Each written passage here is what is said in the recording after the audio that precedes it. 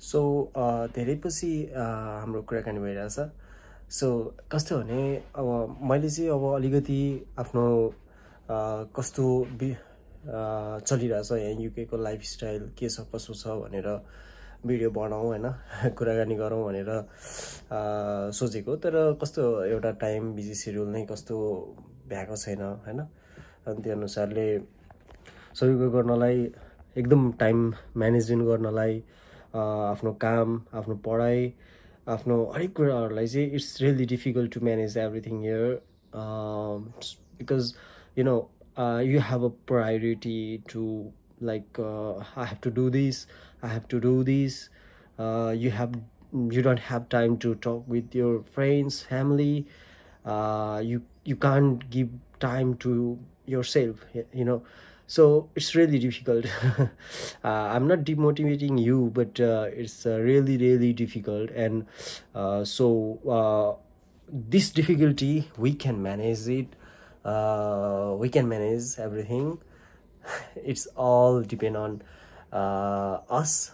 How can we manage this one? Okay, so कस्तो भने अब बाहिर आइयो होइन अनि काम खोज्यो काम गर्यो युनिभर्सिटी फी बुझाइयो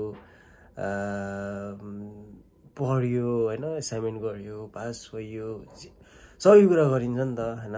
तपाईलाई एकदम एउटा त्यो लेभलमै पुग्नुपर्छ क्या होइन एक्सट्रिम लेभलमै पुग्नुपर्छ क्या होइन।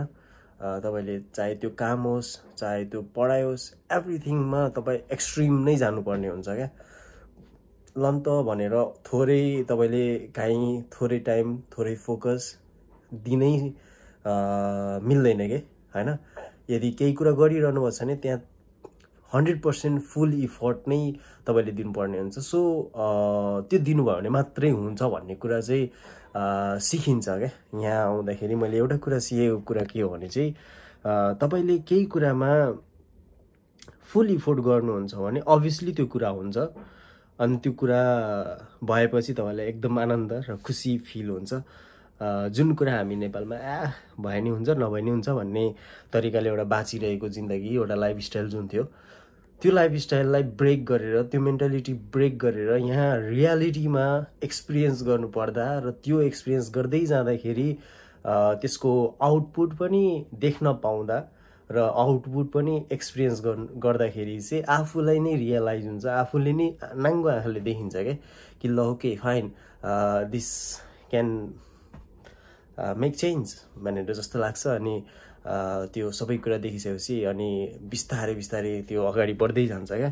सो कस्तो भने चाहिँ अब म राति ड्युटी छ मेरो रातिको काम सकेर म कामबाट आएको निद्रा लागेको छैन। लास्ट नाइट अलिकति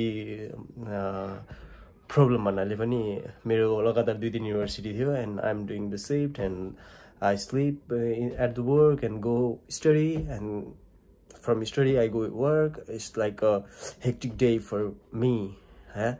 And so यो सब कुरालाई गर्दै जाँदाखेरि हिजो के भयो भने म सुत्दै के मोबाइलमा चार्ज केही छैन होइन सुत्दै अनि अलार्म बजेन अनि नबजेपछि कहाँबाट के हुन्छ त नि अलार्म आफ्नै अलार्म त बजेन मान्छेले कति फोन गरेको छ साथी भाइ इभन म्यानेजर शिफ्ट म्यानेजर यो त्यो सबैले फोन गरेर होइन भएभरका साथीहरूलाई लगाएर मलाई फोन गर्न दुनियाँ दिवाना गरे होइन। But my phone is dead and I can't receive anyone's call because my phone is not ringing you know it's dead. So that's why I can't go to work at time, but even though I wake up at 10:40 and I rush to the work, so anyhow I go there and I work, I finish my shift, I come here. I'm not tired, I'm not too tired, that's why I'm not feel sleepy, but still you can see my eyes. I'm not looking good, but okay fine.